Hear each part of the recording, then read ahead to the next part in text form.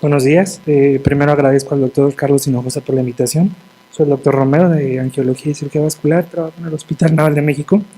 Vamos a ver el tema de exploración clínica venosa. Es bien importante empezar con epidemiología. La enfermedad venosa es una patología asociada a una gran variedad de síntomas, generada por la presencia de diferentes estadios y complicaciones de la misma.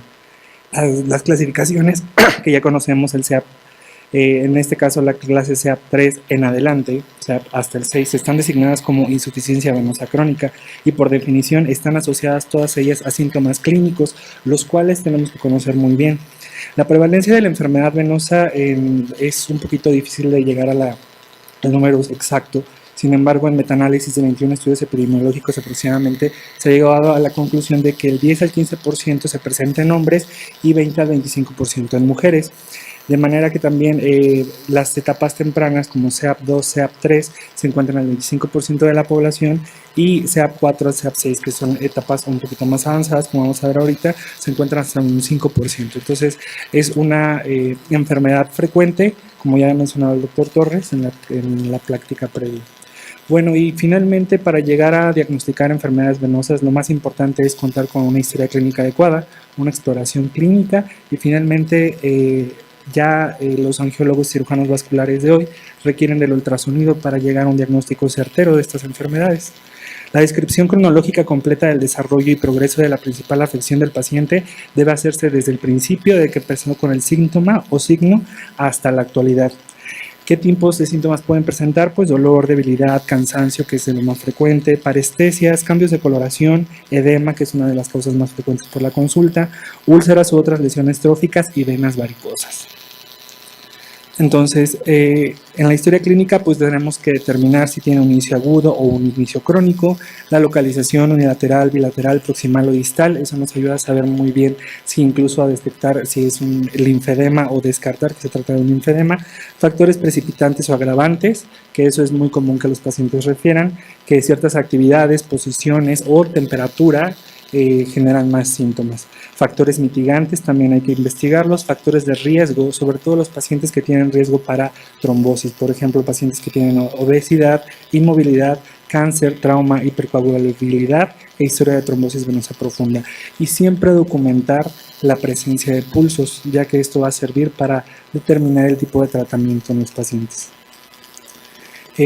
La presencia de edema es importante analizarla, sobre todo por determinar la extensión de la misma, si es unilateral, bilateral, si es el edema blando, doloroso, si es ascendente o descendente.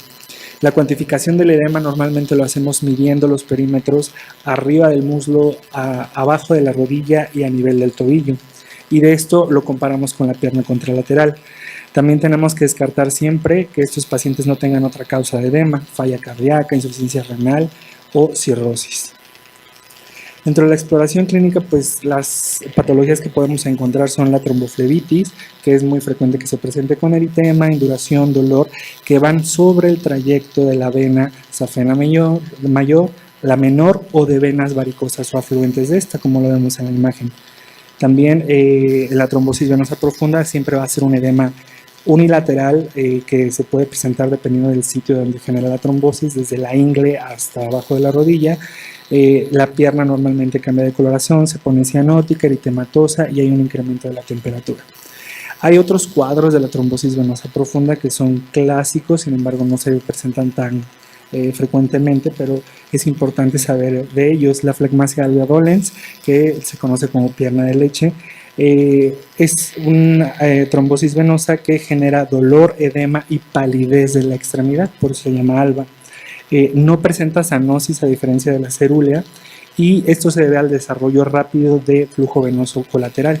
Sin embargo, en la cerúlea dolens ellos tienen una obstrucción venosa proximal y mínima colateralización, o sea, no hay ramas que permitan el flujo y por lo tanto se genera un edema intenso, cianosis y puede llevar hasta incluso a un síndrome compartimental y gangrena venosa.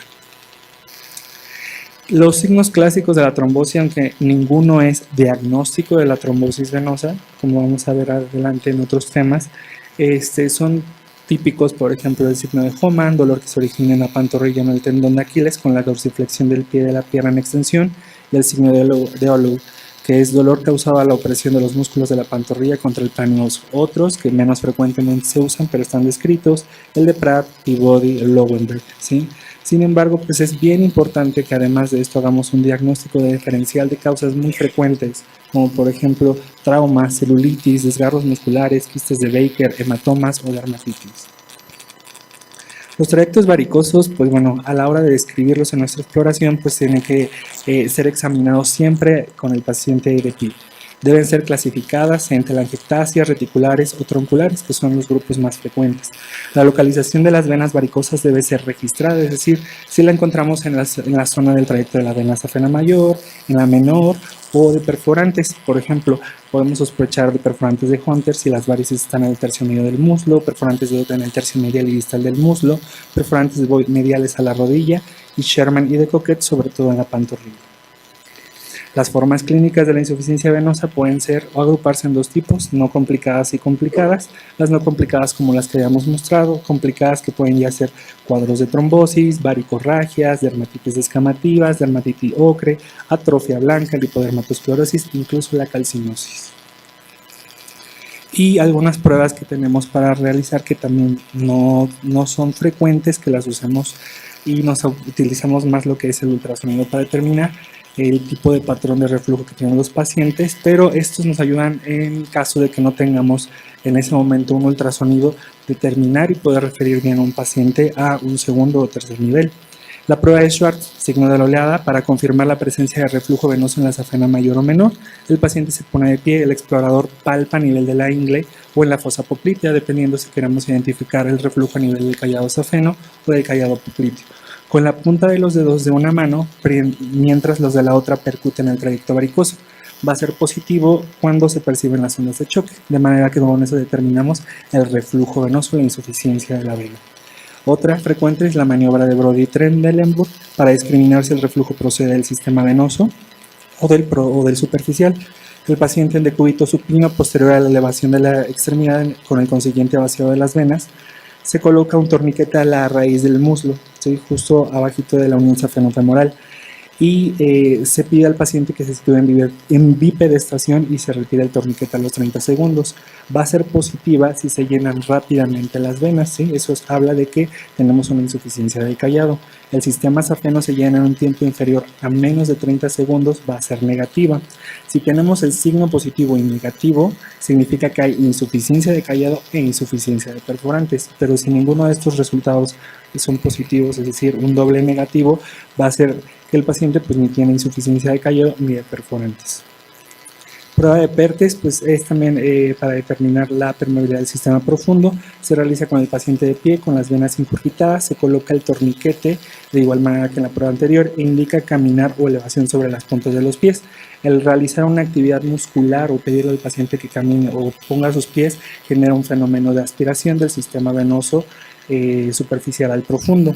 Entonces va a ser positiva si las venas varicosas se vacían con el ejercicio, de manera que las perforantes competentes van a estar por debajo de la ligadura, y negativa cuando las venas varicosas no se vacían, y esto puede indicar que hay insuficiencia de las perforantes o obstrucción del sistema venoso como una trombosis. Y finalmente, pues la parte más importante que ya la van a estar mencionando en las siguientes pláticas, que el ultrasonido Doppler ya es una herramienta necesaria para explorar este tipo de pacientes. Se realiza en consultorio mediante rastreos de ultrasonido Doppler venoso, pueden permitir el patrón de reflujo superficial, determinar la ausencia o presencia de reflujo profundo patológico, cambios postrombóticos, datos sugestivos de trombosis venosa superficial o profunda, localización de afluentes y perforantes venosa y diámetro venoso, que son datos que nos sirven para determinar si el paciente caracterizar bien la enfermedad venosa del paciente. Gracias.